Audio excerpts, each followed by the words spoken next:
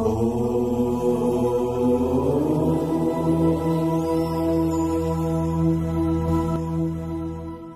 श्री हरि, जय श्री राधे। आज म उपस्थित भएको छु फाल्गुन कृष्ण पक्षमा पर्ने विजया एकादशीको व्रतकथा महात्म्य लिएर, साथै व्रत पूजा विधि र केही महत्त्वको बारेमा पनि हजुरहरु समक्षमा चर्चा हुनेछ। फाल्गुन कृष्ण पक्षमा पर्ने विजया एकादशीको धेरै ठूलो महत्त्व रहेको छ। व्रतकथा महात्म्य मात्र पनि विजया एकादशीको हामीले पूरा श्रवण गर्न सकियो भने वाजपेय यज्ञ गरेको पुण्य हामीलाई मिल्छ भनेर यसै महात्म्यमा वर्णन गरिएको छ। हामीले अगाडि श्रवण गर्नेछौँ। हाम्रा सारा पाप राशिहरू नाश भएर जान्छ, भगवानको कृपा हामीलाई मिल्नेछ। फाल्गुन कृष्ण पक्षमा पर्ने जुन विजया एकादशी रहेको छ, यसपालि कहिले परेको छ त भन्दा फाल्गुन महिनाको 2077 सालको 25 गते मंगलबार परेको छ, 2021 मार्च महिनाको 9 तारिकको दिनमा। जुन यस दिनमा हामीले गर्ने केही पूजा विधि र व्रत विधिका बारेमा अलिकति थोरै केही नियमहरू अलग पनि रहेको छ र केही नियमहरू अगाडि हामीले जसरी गर्दथ्यौं त्यसरी नै हो।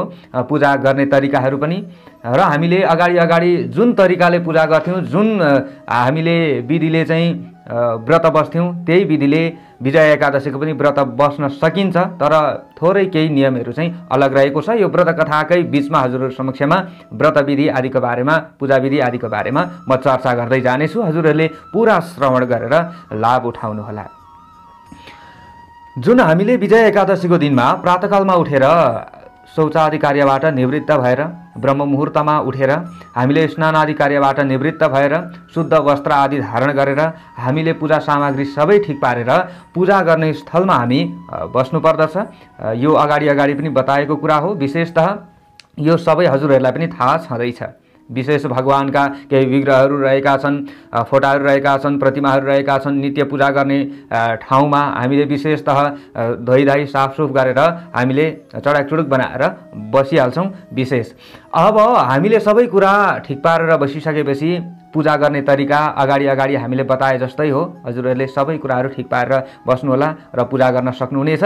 म अब व्रत कथा भन्दै जान्छु र बीचमा केही व्रत विधिहरू पनि रहेका छन्, यो हजुरहरूले श्रवण गर्दै जान सक्नुहुनेछ। फाल्गुन कृष्ण पक्षमा पर्ने विजया एकादशीको बारेमा युधिष्ठिरजीले भगवान श्रीकृष्णजीसँग प्रश्न गर्नुभएको छ। फाल्गुनस्यासिते पक्षे किं नाम एकादशी भवेत्, वासुदेव प्रसादेन कथयस्व ममाग्रतः। युधिष्ठिरजीले प्रश्न गर्नुभयो, हे वासुदेव, फाल्गुनको कृष्ण पक्षमा कुन नाम गरेको एकादशी हुन्छ? कृपा गरेर मलाई बताइ बक्सियोस्, मलाई कहि बक्सियोस् हे वासुदेव भनेर यसरी युधिष्ठिरजीले प्रश्न गर्नुभयो। अब श्रीकृष्णजीले अगाडि गएर भन्नुहुन्छ, कथयिष्यामि राजेन्द्र कृष्णे या फाल्गुने भवेत्, विजयेति च सा प्रोक्ता कर्तॄणां जयदा सदा। हे राजन युधिष्ठिर, फाल्गुन कृष्ण पक्षमा पर्ने एकादशीको नाम म भन्दछु, श्रवण गर्नुहोस्। त्यो एकादशीको नाम के हो? विजया हो।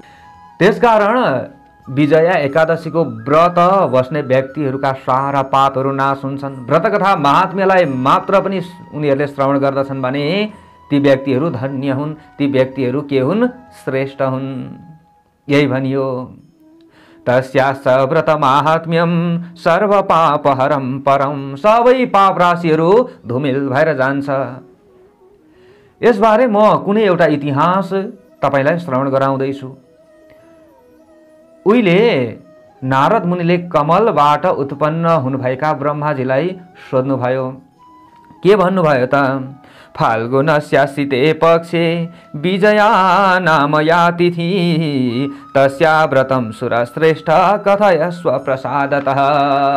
हे सुरश्रेष्ठ, हे ब्रह्माजी, फाल्गुनको कृष्ण पक्षमा विजया नामको जो तिथि हुन्छ नि, कृपा गरेर त्यसको व्रतबारे कहि बक्सियोस्, बताइ बक्सियोस् कि म सुन्न चाहन्छु, म बुझ्न चाहन्छु। यसरी सोधिसकेपछि अगाडि गएर अब नारदजीले भन्दै हुनुहुन्छ यसरी, इति पृष्ठो नारदेन प्रत्युवाच पितामह। त्यसरी सोधेपछि प्रत्युवाच त्यसको प्रतिवाद उत्तरमा अब ब्रह्माजीले भन्नुभयो श्रेणो नारद वक्ष्यामि कथां पापहरां परां पुरातनं व्रतं हेतत् पवित्रं पापनाशनम्। ब्रह्माजीले अगाडि गएर नारदजीलाई भन्दै हुनुहुन्छ, हे नारद, ठुला ठुला पाप राशिलाई पनि नष्ट पार्ने विजया नाम गरेको जुन एकादशी रहेको छ, यो एकादशीको व्रतकथा महात्म्य म तिमीलाई श्रवण गराउँदैछु। जुन व्रत श्री रामचन्द्र भगवानले गर्नुभएको थियो, जुन व्रतको प्रभावले श्री रामचन्द्र भगवानले रावणमाथि विजय प्राप्त गर्नुभएको अत्यन्त पवित्र पुण्यदायी सम्पूर्ण पापलाई नाश गर्नेवाला कथा रहेको छ, यो म तिमीलाई श्रवण गराउँदैछु। यो पुरा श्रवण गर्यो भने तिम्रो जीवन पनि अवश्य धन्य बन्नेछ भनेर यसरी ब्रह्माजीले नारदजीलाई भन्दै हुनुहुन्छ। यो विजय नामको एकादशीका जो उपासकहरू रहेका छन् उनीहरूले अवश्य पनि जय प्राप्त गर्दछन्।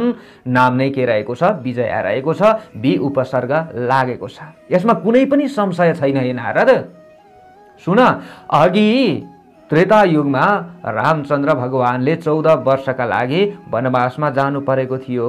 आफ्नी पत्नी सीता र साथमा भाइ लक्ष्मण पनि थिए। वनवासमा गएर पञ्चवटीमा बसिराख्नु भएको थियो। त्यही समयमा पञ्चवटीमा बस्दा बस्दै सीता नाम गरेकी अत्यन्त तपस्विनी पत्नीलाई रावणले हरण गरेर लग्यो। तब रामचन्द्रजी अत्यन्त छटपटाउन लाग्नुभयो। यताउता सीतालाई खोज्न लाग्नुभयो। हा सीते भन्दै यताउता वनमा भड्कन लाग्नुभयो। भड्कँदै अगाडि जाँदै हुनुहुन्थ्यो। जाँदा जाँदै मर्न आँटेका प्याक प्याक भइरहेका प्राणवायुलाई छोड्न लागेका जटायुलाई रामचन्द्र भगवानले देख्नुभयो। जटायुले पनि रावणसँग मैले युद्ध गरेँ तर सीतालाई बचाउन सकिनँ भनेर सबै कुराहरू सुनाए र जटायुको पनि प्राण गयो। भगवानले जटायुलाई सद्गति दिनुभयो कि भगवानले देख्दा देख्दै जटायुको मृत्यु भइसकेपछि जसले भगवानको दर्शन गर्दै मृत्युलाई वरण गर्दछ ती व्यक्तिहरू अधोपतन हुँदैनन्। जटायु पनि भगवानको धाममा गए। त्यस पछाडि भगवान भड्किँदै अगाडि जानुभयो। कराउँदै जाँदै हुनुहुन्छ, हे सीते तिमी कहाँ गयौ भन्दै अगाडि जाँदै हुनुहुन्थ्यो। जाँदा जाँदै कबन्ध नाम गरेको राक्षसलाई देख्नुभयो। त्यसलाई पनि भगवानले मार्नुभयो। त्यस पछाडि अगाडि जाँदै हुनुहुन्थ्यो। जाँदा जाँदै अब ती जटायुले र जो कबन्ध थियो कबन्धले केही सङ्केत केही जानकारीहरू राघवेन्द्र सरकारलाई भगवान श्री रामचन्द्रजीलाई बताएका थिए। त्यसरी अगाडि जाँदै गर्दाखेरि सुग्रीवका साथमा भगवान श्री रामचन्द्रजीको मित्रता भयो। अब त्यही मित्रतामा सम्पूर्ण वानरहरू एकट्ठा भए। त्यही मित्रताका कारणले गर्दा र रामचन्द्र भगवानलाई सघाउने उनीहरूले निधो गरे। यो बैठक भयो त्यहाँनिर। त्यस पछाडि अब हनुमानजीले लङ्कातिर प्रस्थान गर्नुभयो। अशोक वाटिकामा पुग्नुभयो। सीता मातालाई देख्नुभयो। श्री रामचन्द्र भगवानले आफ्नो पहिचानका लागि हनुमानजीलाई औँठी दिनुभएको थियो। त्यही औँठी लगेर सीता मातालाई हनुमानजीले दिनुभयो र त्यहाँ लङ्कादि दहन गरेर ठुलो काम गरिसकेर फेरि फर्किएर आउनुभयो र भगवान श्री रामचन्द्रजीसँग उहाँको फेरि भेट भयो। कसको? हनुमानजीको। र हनुमानजीले श्री भगवान रामचन्द्रजीलाई सम्पूर्ण कुरा निवेदन गरे। मैले यो कार्य सबै गरेर आएँ। सीता माता यहाँनिर बस्नु भएको छ भन्ने सबै कुरा निवेदन गरिसकेपछि अब त्यस पछाडि जो भगवान श्री रामचन्द्रजीले सुग्रीवसँग सल्लाह गर्नुभयो र सबैको सम्मति भयो। वानर सेनाका साथमा अब लङ्कातिर भगवान श्री रामचन्द्रजी प्रस्थान गर्नुभयो। प्रस्थान गर्दै हुनुहुन्थ्यो। जाँदा जाँदै नद र नदीका पति समुद्रको तीरमा पुगिसकेपछि तरी नसक्नुको समुद्र देखिसकेपछि भगवान श्री रामचन्द्रजी आश्चर्यचकित भएर अल्लमल्लमा पर्नुभयो। हनुमानजी तर्न सक्ने समुद्रमा भगवान श्री रामचन्द्रजी तर्न नसक्ने त कुरै थिएन। तर पनि यहाँ भगवानले लीला गर्दै हुनुहुन्छ, सम्पूर्णलाई शिक्षा दिँदै हुनुहुन्छ। हेर्नुहोस्, हामीले यही बुझ्नु पर्दछ। त्यस पछाडि भगवान श्री रामचन्द्रजीले ठुला ठुला आँखा गरेका लक्ष्मणजीतिर फर्किएर भन्नुभयो, हे सौमित्रे, हे लक्ष्मण, अब कुन पुण्यका प्रतापले यो समुद्र तरिन्छ? कसरी यो समुद्र तर्ने? किनकि अगाध पानीले भरिएको यो समुद्र रहेको छ, ठुला ठुला ग्राहा आदि रहेका छन्, माछाले व्याप्त भएको समुद्र छ, सजिलै तर्न त यो सकिँदैन, मैले त कुनै उपाय देखिरहेको छैन भनिसकेपछि अब लक्ष्मणजीले अगाडि भन्नुहुन्छ, आदिदेवस्त्वमेवासि पुराण पुरुषोत्तमः वकदाल्भ्यो मुनिस्सात्र वर्तते द्वीप मध्यतः। हे महाराज, आदिदेव अनि पुराण पुरुषोत्तम तपाईं नै हुनुहुन्छ। यहाँ यसै टापुको बीचमा एकजना वकदाल्भ्य नाम गरेका मुनि रहनुहुन्छ। हे राघव, हे सरकार, यो ठाउँबाट 2 कोस पर ती मुनिको आश्रम रहेको छ। हे रघुनन्दन, ती मुनिले धेरै ब्रह्माहरू देखिसकेका छन्, यानि कि धेरै पुराना मुनि रहेका छन् ती मुनि। त्यसैले हामी त्यहाँ जाउँ, उहाँसँग केही न केही उपाय छ, त्यहाँ गएर ऋषिका शरणमा हामी परौँ भनेर यसरी जो लक्ष्मणजी हुनुहुन्थ्यो, लक्ष्मणजीले रामचन्द्रजीलाई भन्नुभयो। श्री भगवान रामचन्द्रजीलाई भनिसकेपछि अब त्यस पछाडि सबै ऋषिलाई भेट्न जानुभयो। उहाँ पुगिसकेपछि भगवानले ती ऋषिलाई भेट्नुभयो, प्रणाम गर्नुभयो, गोडामा ढोग्नुभयो, दण्डवत गर्नुभयो। विष्णु जस्ता मुनिलाई गोडामा ढोगिसकेपछि मुनिले पुराण पुरुषोत्तम यिनै हुन् भन्ने जानिसकेपछि, हे राम, तिमी कहाँबाट यहाँ आयौ, किन आयौ भनेर यसरी ती मुनिले सोधे। अब सोधिसकेपछि भगवान श्री रामचन्द्रजीले भन्दै हुनुहुन्छ, त्वत्प्रसादादहो विप्र वरुणालय सन्निधिम आगतोत्र ससैन्योस्मि लङ्कां जेतुं सराक्षसाम्। हे ब्राह्मण, हे मुनीश्वर, तपाईको कृपाले राक्षस सहितको लङ्कालाई जित्न भनेर म यहाँ अथाह सैन्य सहित उपस्थित भएको छु, समुद्रको तटमा आएको छु, तर समुद्र तर्न सक्ने उपाय मैले देखिरहेको छुइनँ। तपाईको अनुकूलताले मैले जसरी पनि समुद्र तर्न सक्छु भन्ने मैले ठानेको छु। हे मुनि, त्यो उपाय बताउनुहोस्, कुन उपायले यो समुद्र तर्न सकिन्छ र रावणमाथि म विजय प्राप्त गर्न सक्दछु भनेर यसरी भगवानले सोध्नुभयो। सोधिसकेपछि अगाडि गएर मुनिले भन्दै हुनुहुन्छ, कथयिष्याम्यहं राम व्रतानां व्रतमुत्तमं कृतेन येन सहसा विजयस्ते भविष्यति। मुनिले भन्नुभयो, हे राम, व्रतहरूमा पनि अति उत्तम व्रत म तपाईलाई भन्दैछु, तिमीलाई भन्दैछु, जुन व्रत गर्नाले चाँडै नै तिम्रो जित हुनेछ, विजय प्राप्त हुनेछ अनि राक्षस सहितको त्यो लङ्कालाई जितेर कहिल्यै नमिटिने ठुलो कीर्ति पनि तिमीले प्राप्त गर्नेछौ। एकाग्र मनको भएर त्यो व्रत तिमीले गर्नुपर्दछ, भक्तिभाव र श्रद्धापूर्वक गर्नुपर्दछ। पूजा गर्न बसो, मन अरूतिरै छ, यो तरिकाले होइन कि मन ध्यान केन्द्रित गरेर पूजा गर्नुपर्दछ, व्रत बस्नुपर्दछ। म त्यो बताउँदैछु व्रतविधि। फाल्गुनको कृष्ण पक्षमा विजया नामको एकादशी आउँछ। हे राम, त्यो आउन लागेको छ। त्यसको व्रत गर्यौ भने तिम्रो अवश्य पनि विजय हुनेछ। अनि अब यसका लागि के गर्नुपर्दछ त भन्दा, अवश्य नै संशयरहित भएर सारा बानरसहित तिमीले समुद्र तर्न सक्नेछौ। त्यसका लागि म त्यो विधि भन्दैछु।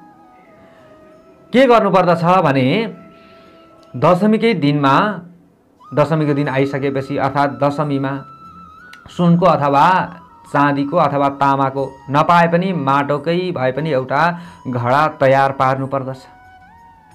त्यस घडालाई पञ्चपल्लवले सजाउनु पर्दछ। आँबर, पिपल, डुङ्ग्री, पाख्री आदिको पत्ताले सजाउनु पर्दछ। फुलहरूले सजाउनु पर्दछ। चन्दनले सिँगार्नु पर्दछ। वस्त्रले बेरेर सुन्दर एउटा घडा निर्माण गर्नुपर्दछ। त्यसको माथि चामल भर्नु पर्दछ। एउटा प्लेट राख्ने, त्यहाँ चामल राख्ने र त्यसमाथि चाहिँ नारायण भगवानको स्वर्ण प्रतिमा राख्नु पर्दछ। त्यो चामलमाथि। दशमीको दिनमा यति गरेर छोड्नु पर्दछ। अब एकादशीको दिन प्रात भइसकेपछि प्रातकालमा उठेर स्नान आदि कार्यबाट निवृत्त भएर शौचादि कार्यबाट निवृत्त भइसकेपछि त्यस पछाडि चन्दन अक्षता फूल माला पञ्चपल्लव आदिले सिँगारिएको जुन निश्चल ठाउँमा राखिएको त्यो कुम्भमा अब के गर्नुपर्दछ त भन्दा त्यहाँ विभिन्न पञ्चोपचार षोडशोपचार आदिले सकेको उपचार आदिले आफूले पूजा गर्नुपर्दछ। त्यसमा पनि विशेष गरेर अनारले अथवा नरिवलले पूजा गर्नुपर्दछ। त्यो कुम्भ रूप कलशको फेदामा के राखेर पूजा गर्नुपर्दछ त भन्दा सप्तधान्य राख्नुपर्दछ। भएन भने पनि धान मात्रै भए पनि राख्नुपर्दछ। अनि जुन अघिल्लो दिन चामल राखिएको थियो त्यो चामल हटाएर अब त्यसमा चाहिँ जौ भर्नुपर्दछ।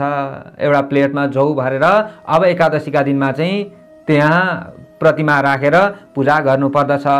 माथि शराबमा जौ भरेर राख्नुपर्दछ भनिएको छ। यसको मतलब हामीले यसरी गर्न सक्दछौँ। हेर्नुहोस्, अनि यसरी भन्दै हुनुहुन्छ ऋषिले, हे राम, त्यो एकादशीको दिनमा अघि कुम्भका माथि स्थापित नारायण रूप जुन स्वर्ण प्रतिमालाई चन्दन फूल अक्षता धूप दीप नैवेद्य आदिले विभिन्न उपचार आदिले पूजा गर्नुपर्दछ। नैवेद्य आदि अर्पण गर्नुपर्दछ। भक्तिभाव श्रद्धाले पूजा गरेर त्यो दिन बिताउनु पर्दछ। अनि बुद्धिमान जनले कलशका सामु रहेर रात्रिकालीन समयमा जागरण गर्नुपर्दछ। व्रतकथा आदिलाई श्रवण गर्नुपर्दछ। ओम नमो भगवते वासुदेवाय यो मन्त्र हामीले जप्नुपर्दछ। भगवानको कीर्तन गर्नुपर्दछ। भगवानको नाम जप्नुपर्दछ। अब भोलिपल्ट द्वादशीको दिन लागेपछि फेरि प्रातःकालमा स्नान आदि कार्य सकिसकेपछि सूर्यको उदय भएपछि त्यस कुम्भ कलशलाई कुनै पनि जलाशय अथवा नदीमा वा झरनामा वा पोखरीमा जलमा स्थापना गर्नुपर्दछ। लगेर जलमा राख्नुपर्दछ। अनि त्यहाँ फेरि विधिवत तरिकाले पूजा गर्नुपर्दछ। चन्दन फूल अक्षता धूप दीप नैवेद्य आदिले पूजा गर्नुपर्दछ फेरि त्यो कलशलाई। अनि देव प्रतिमा सहितको पूजा सकिसकेपछि पूजा आरती आदि सबै कुरा सकिसकेपछि अब त्यो जुन कुम्भ रहेको छ त्यो घडा रहेको छ त्यो घडा प्रतिमा सहित देव प्रतिमा सहित वेदमा पारङ्गत वेद पढ्न जान्ने भएका ब्राह्मणलाई दान दिनुपर्दछ। कुम्भ दानका साथ हे राजेन्द्र महादान आदि पनि गर्न सकिन्छ र गर्नुपर्दछ। दक्षिणा आदि गर्नुपर्दछ। हे राम, यस्तो विधिले यो व्रत आफ्ना सेना नायक सहित भएर प्रयत्नपूर्वक तिमीले गर। तिम्रो विजय अवश्यै पनि हुनेछ। तर विधि विधानलाई चाहिँ छोड्नु हुँदैन। विधिपूर्वक यो कर्म गर्यौ भने अवश्य पनि तिम्रो कल्याण हुनेछ। भगवान श्री रामचन्द्रजीले ती ऋषिको वचन सुनेपछि धन्य धन्य भनेर भगवानले ऋषिको प्रशंसा गर्नुभयो र भगवानले त्यसै गर्नुभयो। त्यो व्रत गरिसकेपछि ती रघुनन्दन रामचन्द्र भगवान पनि विजयी बन्नुभयो। श्री रामचन्द्रजी पनि विजयी बन्नुभयो रावणमाथि भनेर यसरी श्रीकृष्णजीले चाहिँ जो युधिष्ठिरजी हुनुहुन्थ्यो युधिष्ठिरजीलाई बताउनु भयो। हे युधिष्ठिर, हे राजन, जुन त्यही व्रतको प्रभावले लङ्का तर्न सक्ने शक्ति आयो, क्षमता आयो, त्यो आइडिया आयो। हेर्नुहोस्, केही न केही उपायबाट केही न केही हाम्रो दिमाग स्वच्छ हुन्छ। विभिन्न आइडियाहरू आउँछ। त्यो आइडियाले हामीलाई अगाडि बढाउँछ। यो कुरा हो। र समुद्र पनि तर्नु भयो। राक्षस आदिको पनि विनाश भयो। अनि आफ्नै पत्नीलाई लिएर आउनुभयो। राम राज्य पनि स्थापित भयो। जो मनुष्यहरूले यस विधिले व्रत गर्दछन् भने यस लोकमा तिनको विजय त निश्चित छँदैछ। परलोकमा पनि जय जय हुन्छ। कहिल्यै पनि उनीहरूले हार खानु पर्दैन। यसरी ब्रह्माजीले भन्नुभएको छ। हे युधिष्ठिर भनेर श्री कृष्ण भगवानले जो युधिष्ठिरजी हुनुहुन्थ्यो युधिष्ठिरजीलाई भन्नुभयो र अगाडि ब्रह्माजीले भन्नुभएको छ नारदजीलाई, हे युधिष्ठिरजी, यसै कारणले ब्रह्माजीले भन्नुभयो, हे नारद, विजयाको जुन व्रत रहेको छ यो अवश्य पनि गर्नुपर्दछ। यो विजयाको कथा मात्र पढ्नाले वा कथा मात्र श्रवण गर्नाले पनि ती श्रवण गर्ने अथवा कथा भन्ने व्यक्ति अथवा व्रत गर्ने व्यक्तिले वाजपेय यज्ञको उसले फल प्राप्त गर्न सक्दछन्। एतस्मात् कारणात् पुत्र कर्तव्यं विजया व्रतं पठनात् श्रवणात् तस्य वाजपेय फलम लभे। ल हेर्नुहोस् त, व्रत कथा मात्र श्रवण गरियो शुद्ध भाव भक्ति श्रद्धाले पुरा भने पनि हाम्रो कल्याण हुने रहेछ। ब्रह्माजीले नारदजीलाई श्रवण गराउनु भएको र श्री रामचन्द्र भगवानले गर्नुभएको व्रत कथाको प्रसङ्गका बारेमा युधिष्ठिरजीलाई श्रीकृष्ण भगवानले बताउनु भएको कथा प्रसङ्ग विजय एकादशीको हामीले हजुरहरू समक्षमा श्रवण गरायौँ। हजुरहरूको दिन मङ्गलमय बनोस्। विजय एकादशीको व्रतको सम्पूर्ण फल हजुरहरूलाई मिलोस्, यही कामना यही प्रार्थना गर्दै आजको कथा प्रसङ्गबाट म टिका पौडेल बिदा चाहन्छु। राम्रो लाग्यो भिडियो सेयर गरेर लाइक गरेर साथ दिन नभुल्नुहोला।